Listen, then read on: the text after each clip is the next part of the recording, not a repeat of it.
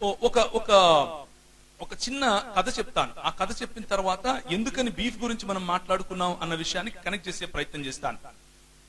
మీకు ఛత్రపతి శివాజీ గారి గురించి ఎంతమంది తెలుసు? మహారాష్ట్రలో ఛత్రపతి శివాజీ గారు కదా. ముఘల్ రాజ్యాలు ఈ దేశంలో విస్తరించే సమయంలో స్థానికంగా ఉన్నటువంటి ఈ మనువాదులు ఏమనుకున్నారు అని అంటే, ఇక మన రాజ్యాలన్నీ నశించిపోతాయి, మన పరిస్థితి ఏంటి, ఏమైపోతామో వీళ్ళు వెళ్ళి కొట్లాడరు, వీళ్ళకి చేత కాదు. వీళ్ళకి ఏం తెలుసు? ముందుండి ఎవరినైనా పావులాగా వాడుకోవటం మాత్రమే తెలుసు. ప్రోత్సహిస్తే ఒక శూద్ర కులానికి చెందినటువంటి ఛత్రపతి శివాజీ గారు, ఇప్పుడున్నటువంటి దాన్ని ఏమంటారు, ఇప్పుడున్నటువంటి మరాఠాలకు సంబంధించినటువంటి వాడు, ఆయన ముందుకొచ్చి ఆయన నాయకత్వం తీసుకుని మహర్లను ఆయన రిక్రూట్ చేసుకున్నాడు. మహర్లు అంటే ఎవరు అనంటే, మన ప్రాంతంలో వారికి సరిగ్గా కూలిగేవారు మాలలు అనుకోండి. మహర్లను రిక్రూట్ చేసుకున్నాడు. ఎందుకు మహర్లను రిక్రూట్ చేసుకున్నాడు అనంటే, వాళ్ళు శరీర దారుఢ్యం బాగా ఉంటుంది, పొడుగ్గా ఉంటారు, వారు బాగా పోట్లాడతారు, వారికి పోట్లాడే గుణం ఉంది, వారు కష్టపడతారు అని అర్థం చేసుకున్నాడు. కాబట్టి వారు ఈ ప్రోటీన్ బాగా తింటారు. ఏ ప్రోటీన్? బీఫ్ తింటారు కాబట్టి అని వారిని రిక్రూట్ చేసుకున్నాడు. రిక్రూట్ చేసుకుని వారికి ఉండాల్సినటువంటి ట్రైనింగ్ ఇచ్చి, చేయాల్సినటువంటి ట్రైనింగ్ చేసి, వారిని ఒక బ్రహ్మాండమైన సైన్యంగా తయారు చేసి పోరాడాడు. పోరాడి ఒకానొక సమయానికి ఈ మొఘల్ సామ్రాజ్యాన్ని మరాఠా సామ్రాజ్యంగా మలిచే దిశగా వెళ్ళిపోయాడు. ఆయన ఛత్రపతి ఇప్పుడు ఆయన రాజు అవ్వాలి అని అంటే ఒక్క బ్రాహ్మణుడు ముందుకొచ్చి ఆయనకు పట్టాభిషేకం చేయట్లేదు. ఒక్క బ్రాహ్మణుడు. ఆయన బ్రతిమాలుకున్నాడు అందరినీ, రండయ్యా, దయచేసి రండి, నేను మీ వాడినే కదా అంటే, నువ్వు మా వాడిని ఎట్లా అవుతావురా, నువ్వు మా వాడివి కాదు. ఛత్రపతి శివాజీకి పట్టిన గతి గురించి మాట్లాడుతున్నాను, నీకు నాకు పట్టింది కాదు. ఎవరైతే వారి తరఫున పోరాడాడో, ఎవరైతే వారిని సంరక్షించడం కోసం పోరాడాడో, ఎవరైతే వారి ధర్మాన్ని సంరక్షించడం కోసం పోరాడాడో, ఆయనకు బొట్టు పెడితే నేను తాకాల్సి వస్తుంది శూద్రుణ్ణి, నేను ఎట్లా బొట్టు పెడతాను అని అన్నాడు. లాస్ట్ కు అంబాజీ భట్ అనే ఒక ఆయన్ని పట్టుకొని వచ్చుకుని కాశీ నుంచి ఎడమకాలి బొట్టును వేలుతో బొట్టు పెట్టాడు. మన దేశంలో మహారాష్ట్రలో ఇప్పటికీ కూడా ఛత్రపతి శివాజీ బొమ్మ పెట్టుకుని శివసేనులుగా కొంతమంది పిలుచుకుంటూ ఉంటారు. ఏ మనుధర్మ శాస్త్రం గురించి పోరాడుతున్నారంటే వాళ్ళు ఈ మనుధర్మ శాస్త్రం గురించి పోరాడుతున్నారు. ఎడమ కాలి బొట్టను వేలుతో బొట్టు పెట్టి ఆ భట్టని ఆయన అప్పుడు ఈయనను ఛత్రపతిగా ఘోషించటానికి ముందు ఒక షరతు పెట్టారు. నువ్వు ఇంతమంది బ్రాహ్మణులకు ఈ విధంగా భోజనం పెట్టాలి, ఇంతమంది బ్రాహ్మణులకు ఈ విధంగా మణుగులు ఇవ్వాలి, ఇంతమంది బ్రాహ్మణులకు ఈ విధంగా మాన్యాలు ఇవ్వాలి అని ఆంక్షలు పెట్టారు. సరే అని చెప్పి ఆయన ఒప్పుకొని చేశాడు. ఒప్పుకొని చేసిన తర్వాత సరే ఇప్పుడైనా సరే, మరి ఇప్పుడు నేను క్షత్రియుడిగా నువ్వు భావిస్తావా అని అర్థించాడు. నువ్వెట్లా క్షత్రియుడిగా భావిస్తావు? ఇదే విధంగా మీరు ప్రతి సంవత్సరం ఇన్ని సంవత్సరాలు చేస్తే నీ కొడుకు అంటే నీ మనవడికి మేము ఆ అధికారం ఇస్తామన్నారు. అర్థమవుతుందా? ఏ భావజాలంతో మనం పోరాడుతున్నామో అర్థం చేసుకోండి. నీ మనవడికి మేము క్షత్రియుని యొక్క అధికారాన్ని ఇస్తాము అని చెప్పారు. ఆ కారణంగా ఛత్రపతి శివాజీకి పట్టినటువంటి గతి అది. ఇప్పుడు మహర్లు ఆయనకు తోడుగా ఉండి పోరాడారు. కానీ మహర్లు మాత్రం ఎవరు? నిజానికి దాసులు, దస్యులు, రాక్షసుల యొక్క సమాజానికి చెందినోళ్ళు కదా. వీళ్ళని తాకకూడదు కదా. వీళ్ళే విధంగా ఛత్రపతితో కలిసి పనిచేస్తారు అని అనుకుని అప్పుడు వీళ్ళు పేష్వా అన్నటువంటి ఒక రాజ్యాన్ని తీసుకొచ్చారు. పేష్వా రాజ్యం అంటే ఏంటంటే, ఈ ఛత్రపతులు ఎవరు కూడా సొంతంగా నిర్ణయం తీసుకోవటానికి వీలుండదు. పేష్వాలుగా వ్యవహరించే, అంటే ఈ రోజు ఛత్రపతి అనే ఆయన ప్రెసిడెంట్, పేష్వా అనే ఆయన ప్రైమ్ మినిస్టర్. ఇప్పుడు మీకు అర్థమవుతుంది, ప్రైమ్ మినిస్టర్ అన్ని చేస్తాడు, అవునా కాదు? ప్రెసిడెంట్ ఓన్లీ సైన్ పెడతాడు. అలా చేసేసారు ఎవరిని? ఛత్రపతి వంశాన్ని. పేష్వాలు ముందుండి ఆ ఛత్రపతి వంశాన్ని నిర్వీర్యం చేసేసి, కేవలం నువ్వు అక్కడ ఒక బొమ్మగా ఉండు, మిగిలిన పని మేము చేస్తాం అని చెప్పి వాళ్ళు వచ్చిన వెంటనే మహర్లకు ఏం చేశారు తెలుసా? మూతికి ఒక ముంత కట్టారు, వెనకలొక చీపురు కట్టారు. మూతికి ఒక ముంత, వెనకలొక చీపురు కట్టేసి అప్పుడు వాళ్ళు శనివారవాడ అని ఒక ప్రాంతంలో జీవించేవాళ్ళు. పూనాలో శనివారవాడ, పూనా, సతారా, ఈ ప్రాంతాలన్నింటిలో కూడా నేను తిరిగి వచ్చాను. అవన్నీ చూసిన తర్వాత చెప్తున్నాను, ఊరికే చెప్పట్లేదు. శనివారవాడలోకి, శనివారవాడ నుంచి ఇన్ని మైళ్ళ దూరం వరకు అసలు వాళ్ళు కనిపించకూడదు. ఎవరైతే వాళ్ళ కోసం పోరాడి వారికి రాజ్యాన్ని తీసుకొని వచ్చి ఇచ్చారో, ఎవరైతే ముస్లింలకు వ్యతిరేకంగా పోరాడి వారి కోసం నిలబడ్డారో వాళ్ళు ఏమైపోయారు? సడన్ గా అస్పృశ్యులు, దాసులు, దస్యులు, నాగులు. ఎందుకు? శ్రేయాన్ స్వధర్మో విగుణః అంటే స్వధర్మం ఎంత దరిద్రమైనా సరే అదే చెయ్యాలా అని చెప్పింది కాబట్టి వాళ్ళ పుస్తకం. అర్థమవుతుందా? నీకోసం వాడు కష్టపడినా సరే వాడిని మాత్రం అక్కడ పెట్టాలి. పరధర్మాత్ స్వనుష్ఠితాత్. ఎంత దరిద్రమైనా సరే, ఎంత మంచిదైనా సరే నిష్ఠగా పరధర్మాన్ని మాత్రం చేయకూడదు. ఏంటా పరధర్మం? యేసు ప్రభువుని నమ్ముకోవడం అనుకుండేరు. అది కాదు నేను చెప్పేది. ఒక మహరు పోయి ఒక వారియర్ గా పని చేయకూడదు. ఒక మహర్ వెళ్ళి యుద్ధంలో చేయకూడదు. యుద్ధం చేశాడు కాబట్టి వాడిని మేము ఏం చేస్తాం? ఇప్పుడు దూరం పెడతాం. అర్థమవుతుంది కదా ఇప్పుడు ఎందుకు మనం ఈ మాటలు మాట్లాడుతున్నామో? ఆనాడు వారు పౌష్టికంగా ఉన్నటువంటి బీఫ్ తిన్నారు కాబట్టి, బలంగా ఉన్నారు కాబట్టి వాళ్ళని ఏ విధంగా తిరిగి మనం నిర్వీర్యం చేయాలి? వారు పోరాడి గెలిచి వారికి పట్టం కట్టిన తర్వాత మూతికి ఒక ముంత కట్టండి, వెనకొక చీపురు కట్టండి, వాడు తిరగాలి.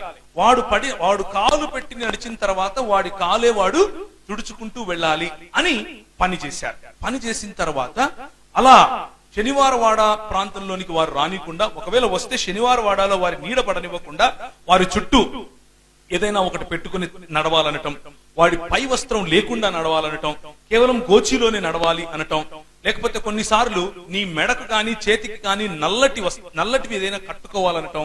నువ్వు శూద్రుడని తెలియాలి, అందుకనే నల్ల మొలతాడులే అమ్ముతారు బయట. నువ్వు శూద్రుడు అని తెలియాలి.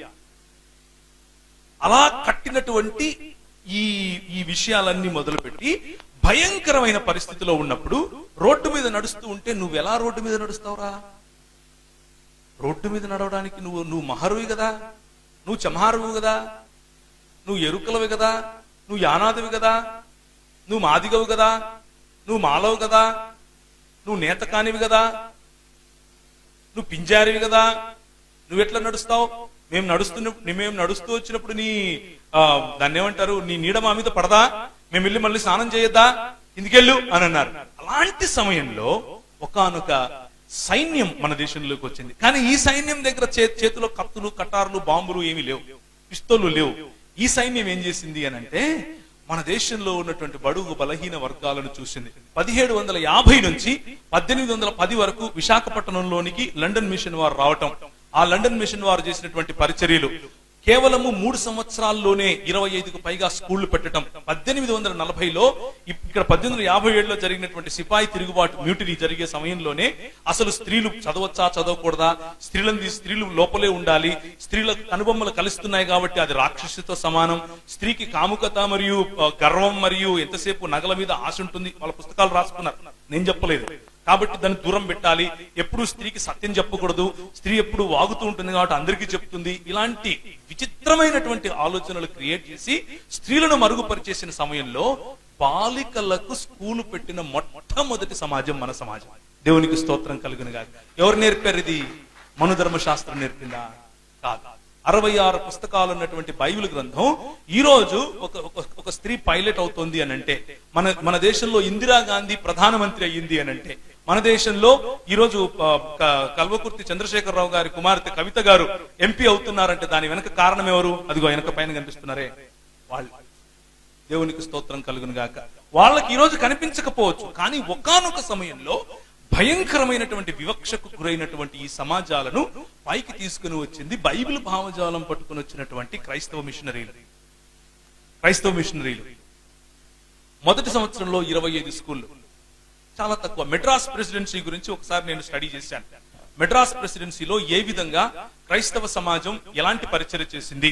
2 చేతులను, ఒక చేయిని విద్యాలయాలుగాను, ఇంకొక చేతిని వైద్యాలయాలుగాను, ఈ రెండిటిని వారు ఉపయోగించారు. మొట్టమొదటి స్కూల్ మనది, మొట్టమొదటి కళాశాల మనది, మొట్టమొదటి థియాలజీ కాలేజ్ మనది, మొట్టమొదటి వైద్యశాల మనది, మొట్టమొదటి ప్రసూతి విభాగం మనది, మొట్టమొదటి నర్సింగ్ కాలేజ్ మనది, మొట్టమొదటి ఐఏఎస్ విభాగం తీసుకొచ్చింది మనం, ఐపీఎస్ ట్రైనింగ్ తీసుకొచ్చింది మనం, తపాలా తీసుకొచ్చింది మనం. మిషనరీలు వారి సంస్థలకు రాసుకోవాలని చెప్పి మనకు ఒక్క నిమిషం ఇక్కడ ఆగుతాం. ఏంటి అని అంటే, చాలా మందిలో ఈ కన్ఫ్యూజన్ ఉంటుంది. ఇంతకు నేను ఎవరి గురించి మాట్లాడుతున్నాను? బ్రిటిష్ వాళ్ళ గురించా? తెల్లోళ్ళు వస్తారు వాళ్ళ గురించా? నేను వాళ్ళ గురించి మాట్లాడట్లేదు. తెల్లోడు దోసుకుని వెళ్ళిపోయాడు. తెల్లోడు గురించి నేను మాట్లాడటంలా. తెల్లోడైనా నల్లోడైనా మన దేశానికి వచ్చినటువంటి మిషనరీలు ఎక్కడెక్కడి నుంచి వచ్చారు? ఇంగ్లాండ్ నుంచి వచ్చారు, అమెరికా నుంచి వచ్చారు, కెనడా నుంచి వచ్చారు, వేల్స్ నుంచి వచ్చారు, తర్వాత ఫ్రాన్స్ నుంచి వచ్చారు, ఆ తర్వాత జర్మనీ నుంచి వచ్చారు, సుడాన్ నుంచి వచ్చారు, లిబియా నుంచి వచ్చారు, సిరియా నుంచి వచ్చారు, ఈజిప్ట్ నుంచి వచ్చారు, రైట్, ఇరాన్ ప్రాంతం నుంచి వచ్చారు. ఇన్ని ప్రాంతాల నుంచి మిషనరీలు వచ్చారు మన దేశానికి. ఆఫ్ఘనిస్తాన్ నుంచి వచ్చారు. షేర్ బహదూర్ గారు అప్పట్లో ఆఫ్ఘనిస్తాన్ నుంచి వచ్చినటువంటి మిషనరీ గారు. ఆయన మాట్లాడితే ప్రజలు వణికేవారంట. అలా మాట్లాడేవాడంట ఆయన. ముస్లింల మధ్యలో పరిచయం చేశాడు. ఇదంతా చరిత్ర, ఇదంతా మీ చరిత్ర, మీ పుత్రులు చేసిన చరిత్ర. మనం తెలుసుకోకపోతే నిద్రాణ స్థితిలో ఉంటాం, మనం కళ్ళు మూసుకుని ఉంటాం. ఒకానొక రోజు మనం మెల్లిమెల్లిగా, ఒకప్పుడు బౌద్ధం ఎలా తుడిచిపెట్టుకుపోయిందో ఈ దేశంలో, అలాగే మనము తుడిచిపెట్టుకుపోతాం. మనం తెలుసుకుంటే సంఘటితం అవుతాం. అందుకే చెప్పే ప్రయత్నం చేస్తున్నాను. సరే, మళ్ళీ మహర్ల దగ్గరకు వద్దాం. ఈ మహర్లు, ఇలాంటి మహర్లను ఉద్ధరించడం కోసమే ఆ దేవుడు పంపినటువంటి సైన్యముగా చేతిలో బైబిల్ పట్టుకొని వచ్చారు. వీళ్ళు చంపటానికి, కొయ్యటానికి, నరకటానికి, నిర్వీర్యం చేయటానికి రాలేదు. ప్రజలను బాగుపరచటానికి వచ్చారు. మరి ఈ పేష్వాల యొక్క సామ్రాజ్యం విస్తరించింది. భయంకరంగా అణిచివేత జరిగింది. భయంకరంగా మహర్లు, తర్వాత భయంకరంగా అక్కడున్న భంగీలు, భయంకరంగా అక్కడ ఉన్నటువంటి మాల్వా ప్రాంతము, నెమాడ్ ప్రాంతము, తర్వాత ఇప్పుడున్నటువంటి సింధియాలు పాలించినటువంటి ప్రాంతం అంటే గ్వాలియర్ ప్రాంతం, ఈ ప్రాంతం అన్నిట్లో కూడా బడుగు బలహీన వర్గాల పరిస్థితి భయంకరం అయిపోయింది. అలాంటి పరిస్థితుల్లో ఒకానొక సమయంలో బ్రిటిష్ వారు ఈ దేశానికి వచ్చి, బ్రిటిష్ వారు పోరాడుతున్నారు పేష్వాలతో. ఎందుకు? మరాఠవాడాను జయించడం కోసం పోరాడుతున్నారు. అది కేవలం ఒక రాజకీయ పరమైనటువంటి, లేకపోతే రాజ్యాధికారం కోసం చేసేటటువంటి పోరాటం. మన పితరులు చేసే పోరాటం కాదది. అయితే ఈ బ్రిటిష్ వాళ్ళు ఏం చేశారంటే, ఈ బ్రిటిష్ వాళ్లకు వీళ్లకుండే తెలివే, సావు తెలివితేటలు. అంతా ఒకటే జాతి, ఇది విభజించి పాలించాలనే జాతి. వీళ్ళు ఏం చేశారు అని అంటే, మేము మరాఠాలతో పోరాడుకున్నాం, మా చేత కావట్లేదు. మొదటి రోజు యుద్ధానికి వెళ్తే వందల కింద చచ్చిపోయారు పేష్వాలతో పోరాడలేక. అప్పుడు మహర్లను మళ్ళీ చూశారు. వీళ్ళు ఏందబ్బా, వీళ్ళు పెద్ద పెద్దగా దాన్ని ఏమంటారు, ఏం తింటారు వీళ్ళు, వీళ్ళేమో లావుగా పొడుగ్గా ఎత్తుకున్నారు, మంచిగా యుద్ధం చేస్తున్నారు. ఎలా వచ్చింది అది? ఆ శరీర దారుఢ్యం వాళ్ళు తినేటటువంటి భోజనం అలాంటిది. ఈ పేష్వాలు తినరు కదా, పేష్వాలు పప్పు తింటారు. పప్పు తింటే ఏం యుద్ధం చేస్తారు? వీళ్ళని పట్టుకొచ్చుకుందాం అని చెప్పి వాళ్ళని రిక్రూట్ చేశారు. రిక్రూట్ చేసుకున్న తర్వాత వీళ్ళు 20,000 మంది సైన్యాన్ని, దాదాపు 900-500 సంఖ్య పక్కన పెట్టండి, ఏదైతే ఏముంది, భీమా కోరేగావ్ అనేటువంటి ప్రాంతంలో వాళ్ళు నిలబడి పోరాడారు. వాళ్ళు నిలబడి పోరాడితే ఒకే రోజు రాత్రి ఆ ప్రాంతంలో పేష్వాలను ఓడించారు. ఎందుకు అనంటే, 100 సంవత్సరాలుగా వీరి మీద జరుగుతున్నటువంటి ఒత్తిడి, 100 సంవత్సరాలుగా వీడి మీద జరుగుతున్నటువంటి వివక్ష, ఆ వివక్షకు ప్రతీకారంగా వారు ఆ రోజు యుద్ధాన్ని వాళ్ళు ఎన్నుకుని యుద్ధంలో వీరిని ఓడించారు. పేష్వాల యొక్క రాజ్యం ఆ రోజుతో అంతం చేశారు. పేష్వాలను పక్కన పెట్టేసి వీరికి మహర్లను తీసుకుని, మహర్లకు ఒక మొత్తం వింగ్ నే, అంటే ఒక సైన్యం వింగ్ నే తయారు చేసి ఇచ్చారు. ఎవరు? బ్రిటిష్ వాళ్ళు. కానీ అప్పటి నుంచి ప్రార్థన గుర్తుంది కదా. ఏంటి ప్రార్థన? ఓ ఇంద్ర, వాడి దగ్గర ఆవులు ఉన్నాయి, వాడిని చంపి నాకు ఆవులు ఇయ్యి. ఓ ఇంద్ర, వాడి దగ్గర గుర్రాలు ఉన్నాయి, వాడిని చంపి నాకు గుర్రాలు ఇయ్యి. ఓరి వీడు తెల్లోడు వచ్చాడు, వీడికి మళ్ళా గుర్రాలు ఇచ్చాడు, నాకు గుర్రాలు కావాలి, నా గుర్రాలు నా దగ్గర లేకుండా పోయాయి. ఇది పేష్వాలకు ఉండేటటువంటి సమస్య. పేష్వాలు అంటే ఎవరు? చిత్తుపావన్ బ్రాహ్మణులు, పట్టు బ్రాహ్మణులు, వాళ్లే పేష్వాలు. ఎవరంటే వాళ్ళు కాదు, ఈ విభజించి పాలించే భావజాలం ఉన్నటువంటి వాళ్ళు. వీళ్ళు మెల్లిగా ఒక రాజకీయ ఎత్తుగడ వేసి పేష్వాలు పోయి బ్రిటిష్ వాడితో అలైన్ అయిపోయారు. మెల్లిగా బ్రిటిష్ వాడితో అలైన్ అయిపోయిన తర్వాత విత్ ఇన్ నో టైం కొద్ది సమయంలోనే మళ్ళీ మహర్ల యొక్క వింగ్ తీసేశారు. మహర్ల వింగ్ తీసేసి మళ్ళీ పాత స్థితే, మళ్ళీ పాత రోజులే. కాకపోతే ఆ ముంత, ఆ చీపురు లేదు, మళ్ళీ పాత రోజులే. ఇక్కడ జరుగుతున్నటువంటి పోరాటం ఏంటి అనంటే, వారికి బయట నుంచి వచ్చినటువంటి బ్రిటిష్ వాడినైనా సరే సమానంగా చూస్తారు, గాని స్థానికులమైనటువంటి బడుగు బలహీన వర్గాలైన మనం సమానం అంటే మాత్రం ఒప్పుకోలేదు. ఇది విభజించి పాలించే గుణం. ఇలాంటి సమయంలో ఒక పండిత రమాబాయి, అదే మరాఠవాడ ప్రాంతంలో ఒక పండిత రమాబాయిని మన వాళ్ళు లేపారు పైకి. ఆమెను కష్టపడి చదివించారు. ఆమె చదువుకుని ఆమె మంచి దాన్ని ఏమంటారు విద్య కలిగిన తర్వాత నాలాంటి బాలికలు ఎంతో మంది వితంతువులు అయిపోతున్నారు, బాల్య వితంతువులు అయిపోతున్నారు, వారిని నేను చేరదీయాలి అని అనుకుంది. చేరదీయాలని అనుకుని ప్రజలను సమీకరించింది. ఆమె ఎన్నో ఆశ్రమాలు బాలికల కోసం పెట్టింది. పెట్టి వారిని పెంచుతూ ఉంటే ఇదే లోకమాన్య తిలక్ గారు ఆమె గురించి అంటాడు, ఈమెకు మన దేశంలో ఇంతమంది దేవుళ్ళు ఉంటే ఒక్కడు కూడా ఈమెకు పనికి రాలేదంట. ఆ యేసుగాడు ఒకడు వచ్చాడు, ఆడంటే ఫుల్ రొమాన్స్. ఈమెకి ఇట్లే రాశాడు, నేను సొంతంగా చెప్పట్లేదు, ఆయన రాసిందే మైండ్ లో పెట్టి చెప్తున్నాను. యేసుగాడు ఒకడు వచ్చాడు, ఆడంటే ఈమెకు రొమాన్స్, అందుకు ఆడితో లేచిపోయింది అని రాశాడు. ఇది వాళ్ళకు ఉన్నటువంటి భావజాలం. ఇది విభజించి పాలించే భావజాలం. ఇదేంది ఇంట్లో పక్కింటోళ్ళకి చెప్పాడు అనుకుంటున్నారా? కాదు. మొన్నటికి మొన్న ఏ మార్చే మతం అని ఏబిఎన్ ఆంధ్రజ్యోతి రాసింది. 5 రోజులు వరుసగా హెడ్ లైన్స్ వేసింది, గుర్తుందే? ఆ విధంగానే ఈయన హెడ్ లైన్స్ లో రాశాడు. ఈ పండిత అంట, దీనికి పండిత అని పేరు ఎవరిచ్చారు? ఏం చదువుకుందని పండిత ఇచ్చారు? అందుకనే మేము పోరాడుతున్నాం. స్వరాజ్యం నా జన్మ హక్కు అన్నాడు. ఏంటా స్వరాజ్యం? మనుధర్మ శాస్త్రం రావటం స్వరాజ్యం. బ్రిటిష్ వాడు పోవటం కాదు స్వరాజ్యం. ఈయన దృష్టిలో మనుధర్మ శాస్త్రం రావటం స్వరాజ్యం. ఏంటా మనుధర్మ శాస్త్రం? స్త్రీకి చదువెందుకు? లోపలుండాలి. స్త్రీకి ఎక్కువ చదువు చెప్తే ఇదిగో ఇట్లా పండిత రమాబాయి లాగా తయారవుతుంది, మిగిలిన వాళ్ళకి కూడా చదువు చెప్తారు. శూద్రులకు చదువు ఎందుకు? ఏం పోయింది? మీకు మతిపోయిందా? ఎందుకు చెప్తున్నారు మీరు చదువు? చదువు చెప్పొద్దు. వాళ్ళకి ఏం నేర్పించాలా? వాళ్ళు చెప్పులు కుట్టే ట్రేడ్ లో ఉంటే చెప్పులు కుట్టడం నేర్పించాలా, వాళ్ళు మంగళూరులో అయితే వాళ్ళకి తలకత్తిరించడం నేర్పించాలా. ఇది ఆయన చెప్పిన మాటలు, నేను చెప్పిన సొంత మాటలు కాదు. ఆయన పేపర్ లో ముద్రించి మరీ ఇచ్చాడు. కేసరి పేపర్ పేరు. ఇది ఈ దేశంలో బడుగు బలహీన వర్గాల పట్ల జరుగుతున్నటువంటి దాడి. ఆ సమయంలో వారి ఇళ్ళు, వారి వాకిళ్ళు, వారి సంస్కృతులు, వారి దేశాలు విడిచిపెట్టి ఈ దేశానికి వచ్చి మొట్టమొదటి న్యూస్ పేపర్ ఈ దేశానికి ఇచ్చింది మన వాళ్ళు. మొట్టమొదటి కళాశాల ఇచ్చింది మన వాళ్ళు. మొట్టమొదటి స్కూల్ ఇచ్చింది, మొట్టమొదటి బాలికల కళాశాల మనది, మొట్టమొదటి ప్రసూతి విభాగం మనది.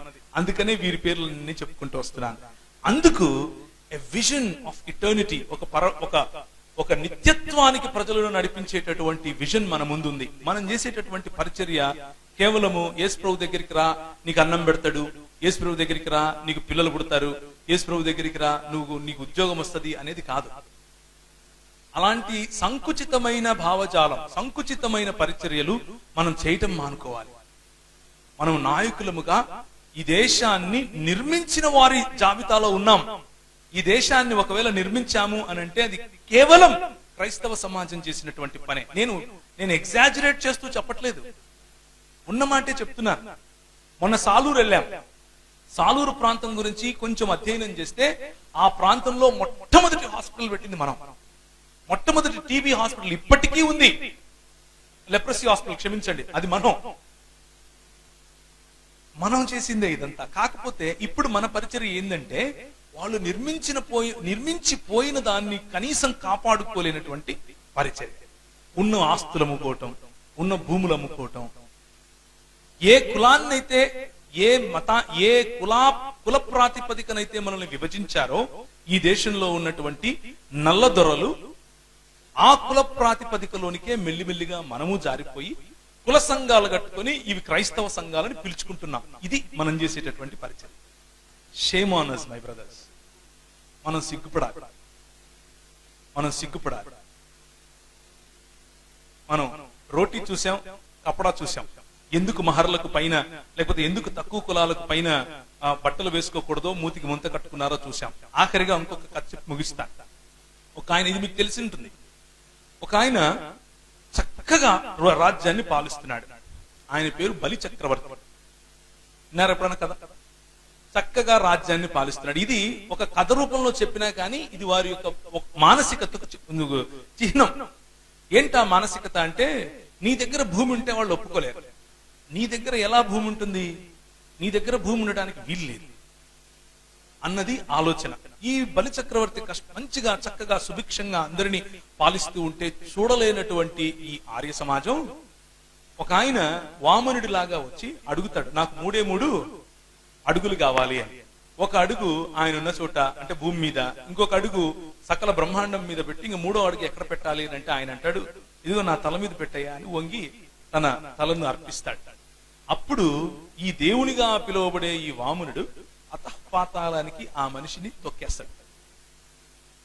ఇది వారి సంస్కృతి. ఏంటంటే నీ దగ్గర భూమి ఉండటం వాళ్ళకి ఇష్టం లేదు, నీ దగ్గర ఇల్లు ఉండటం వారికి ఇష్టం లేదు, నువ్వు బట్ట కట్టద్దు, నువ్వు భోజనం చెయ్యొద్దు, నీ దగ్గర ఇల్లు ఉండద్దు, ఈ మూడు ఉండద్దు. ఈ మూడు చేశారు మన క్రైస్తవ సమాజం. మొట్టమొదటిగా చదువిచ్చారు. నీకు కోల్పోయినటువంటి గుర్తింపు, నువ్వు మనిషివి అన్న గుర్తింపును తిరిగి తీసుకొని వచ్చి ఇచ్చారు. నీకు మేము సాలూరుకి వెళ్ళినప్పుడు అక్కడ పనిచేసినటువంటి జర్మనీ దేశానికి చెందినటువంటి మిషనరీ గారు ఆయన ఏం చేశారు అనంటే, ఒక 20 ఎకరాలు స్థలం కొని ఉచితంగా కొంతమందికి పంచి, కొంతమంది అగ్రకులస్తులకు అమ్మి అందరినీ ఒకే కమ్యూనిటీలోకి కట్టే ప్రయత్నం చేశాడు. అంటే నేషనల్ ఇంటిగ్రేషన్, సర్వకులాలను ఇంటిగ్రేట్ చేసేటటువంటి పని ఎవరు చేశారు? మన పితరులు చేశారు. విభజించే పని ఎవరు చేశారు? ఈ దేశాన్ని కుసంస్కృతిలోనికి తీసుకెళ్లినటువంటి వారు చేశారు. ఇది మనం తెలుసుకోవాలి అన్న ఉద్దేశంతో చేసేదే ఇండాలజీ. మన దేశ చరిత్ర ఏంటి, ఆ దేశ చరిత్రలో మనల్ని ఏ విధంగా కడుతున్నారు అన్నది. ఒకానొక సమయంలో ఈ ఒంగోలు ప్రాంతం భయంకరమైనటువంటి కరువు, తినటానికి భోజనం లేదు, కష్టపడుతున్నారు.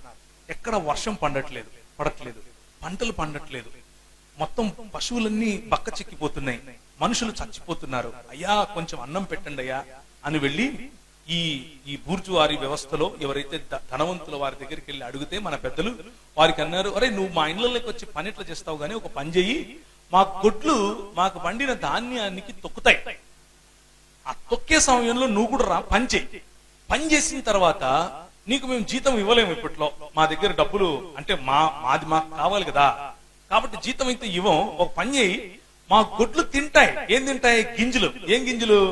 అప్పుడు కంకులు పండిస్తున్నారు, కంకులు తింటాయి. కంకులు అంటే అర్థమవుతుందా? కంకి అంటే ఏంటో? మొక్కజొన్నలు అవి తొక్కుతాయి. తొక్కిన తర్వాత ఆ తొక్కుతూ తింటాయి. తిన్న తర్వాత పేడేస్తాయి. అవి అరిగించుకోలేవు. ఎందుకంటే పశువులు ఎలా అరిగించుకుంటాయి? నెమరు వేయాలి. ఒక చోట కూర్చుంటే నెమరు వేయాలి. మీకు తెలుసు కదా, మీకు అన్ని తెలిసినవే ఇవన్నీ. నెమరు వేస్తే తప్ప అరిగించుకోలేవు పశువులు. అవి పేడ వేస్తాయి. ఆ పేడ మీకు జీతంగా ఇస్తాను అన్నారు.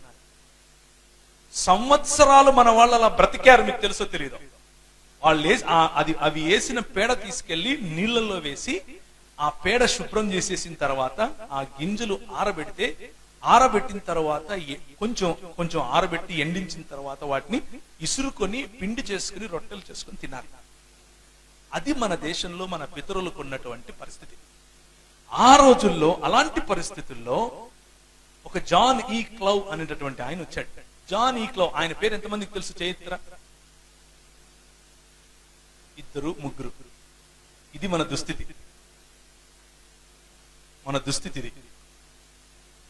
జాన్ ఈ క్లౌ అనే ఆయన మొట్టమొదటిసారిగా భారతీయ బ్యాప్టిస్ట్ సంఘాల స్థాపన కోసం నెల్లూరు ప్రాంతానికి వచ్చి పనిచేస్తూ ఉంటే ఆయన ఈ దుస్థితిని చూశాడు. అయ్యో ఎట్లా ప్రభువా, నాకు ఒక్క దర్శనం, ఒక్క డోర్ తెలుసు అని అన్నప్పుడు, అప్పట్లో ఈ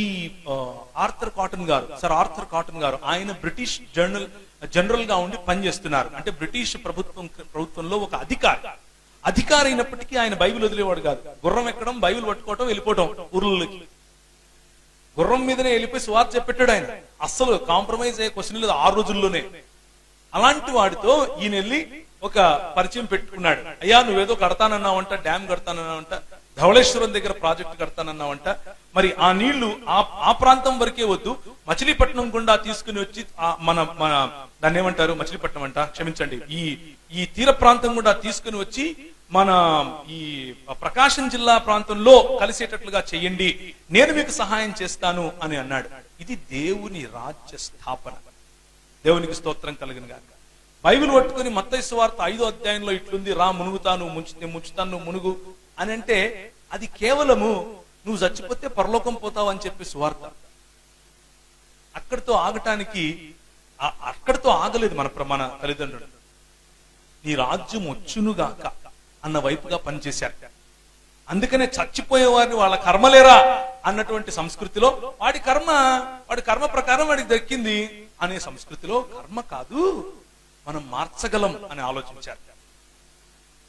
అలాంటి గోదావరి జలాలను వారు కెనాల్స్ ద్వారా త్రవ్వుకుంటూ ఎక్కడికి, ప్రకాశం జిల్లా వరకు తీసుకెళ్లారు. 100 కిలోమీటర్లు. ఎవరు తవ్వుతారు? అన్నమే లేదు. అన్నం అడిగితే పేడిస్తున్నారు. ఏమయ్యా అంటే, మీరు కాలువలు త్రవ్వండి, నేను మీకు అన్నం పెడతాను అన్నాడు. అందుకు మనల్ని రైస్ క్రిస్టియన్స్ అంటారు. అర్థమవుతుందా? అందుకు మనల్ని వీళ్ళు అన్నం కోసం ఏమయ్యారు, మత మార్పిడి చేసుకున్నారు అంటారు మనల్ని. ఇది రైస్ అన్నం కాదు, ఇది మా ఆత్మగౌరవం. మేము చస్తాము అని అంటే పేడేస్తాము అని మీరు అన్నారు. మాకు పని ఇచ్చి వీరు పనికి వచ్చేవాళ్ళు అని గుర్తించారు. వీరిలో సృజనాత్మకత ఉంది అని వారు గుర్తించారు. వీరికి భోజనం పెట్టాలి అని వారు ఆలోచించారు. కనుక మేము ఆ ప్రేమను గుర్తించాం. వీళ్ళు ఎందుకు చేయాలి అసలు మాకు? మేము ఎవరం వీళ్ళకి? ఒక పక్క వీళ్ళు మాతో పని చేస్తూ ఉంటే భార్యలు పిల్లలు ఒకవైపు ఉన్నారని చెప్పి ఈ మిషనరీ జానీ క్లవ్ గారు, అలాగే ఆర్థర్ కాటన్ గారు, వీరి భార్యలు అదే కాలువల ప్రక్కన చెట్టు కింద కూర్చుని పిల్లలకు చదువు చెప్పేవాడు. ఆ పిల్లలు ఈరోజు, వారి పిల్లల పిల్లలు ఈరోజు ఎక్కడున్నారు, ఎలాంటి ఆఫీసర్లుగా ఉన్నారు, ఎంత గొప్ప స్థాయిలో ఉన్నారు. దానికి కారణం ఏంటి? దేవుని రాజ్య స్థాపన అన్న ఆలోచన. నువ్వు మా ఇంటికి వస్తే ఎంత కానుక తెస్తావు, నేను మీ ఇంటికి వస్తాను ఎంత కానుకేస్తావు అన్న సేవ కాదు, దేవుని రాజ్య స్థాపన. సంఘంలో మనకు తెలియదు జానీ క్లవ్ అంటే ఎవరో. మన కర్మ చూడండి, మన సంస్కృతి మన సంఘం ఎలా ఉందో. సంఘంలో తెలియదు సర్ ఆర్థర్ కాటన్ అంటే ఎవరో. ఆయన పూర్తి పేరు కూడా తెలియదు. ఆయన పేరు సర్ ఆర్థర్ థామస్ కాటన్. ఆయనకు మన దాన్ని ఏమంటారు, గోదావరి జిల్లాలకు వెళ్తే ఎక్కడ చూసినా ఆయన విగ్రహాలే కనిపిస్తాయి. సమాజం మర్చిపోలేదు, సంఘం మాత్రం మర్చిపోయింది. ఒక సిపి బ్రౌన్ మర్చిపోయాం, ఒక ఆర్థర్ కాటన్ మర్చిపోయాం, ఒక జానీ క్లవ్ మర్చిపోయాం. ఇలా వేలలో ఉన్నారు. అలాంటి వారు నిర్మించిన దేశమే ఈ మన భారతదేశం.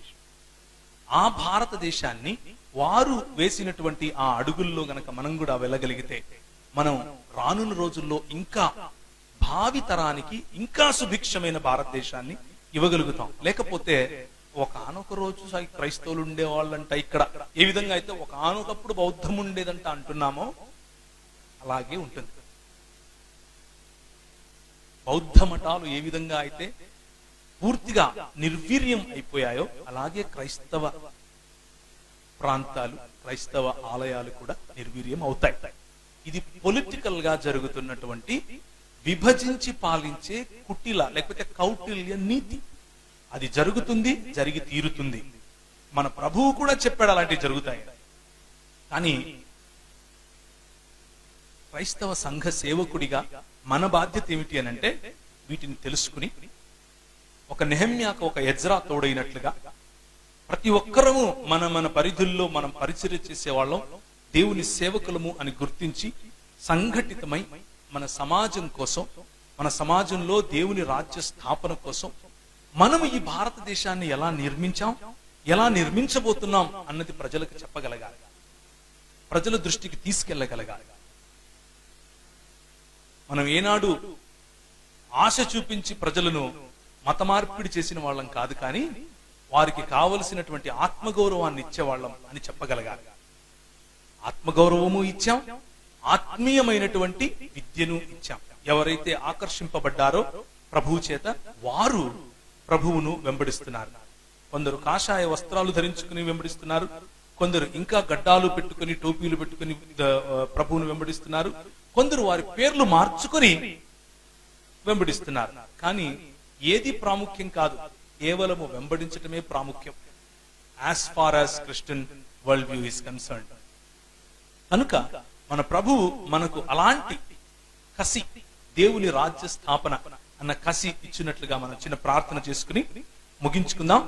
భోజనం అయిపోయిన తర్వాత అసలు మన వెనుకబాటుకు క్రైస్తవ మిషనరీలు ఏ విధంగా పనిచేశారు, స్పెసిఫిక్స్ లోనికి వెళదాం. ఇప్పుడు ఒక ఓవరాల్ పెద్ద పిక్చర్ చూసాము, కొంచెం స్పెసిఫిక్స్ లోనికి వెళ్తాం. ఏ ఏ ప్రాంతంలో ఎలా జరిగింది, అలాగే మన దేశ ఆర్థిక వ్యవస్థ. కొంతమంది అంటూ ఉంటారు, ఈ ఆర్థిక వ్యవస్థ ఒకప్పుడు ఈ బ్రిటిష్ వాడు రాకముందు 50% జీడిపి ఉండేది, వాళ్ళు వచ్చి కొల్లగొట్టుకొని వెళ్ళిపోయారు. ఆ విషయాన్ని కూడా కొంచెం చూద్దాం.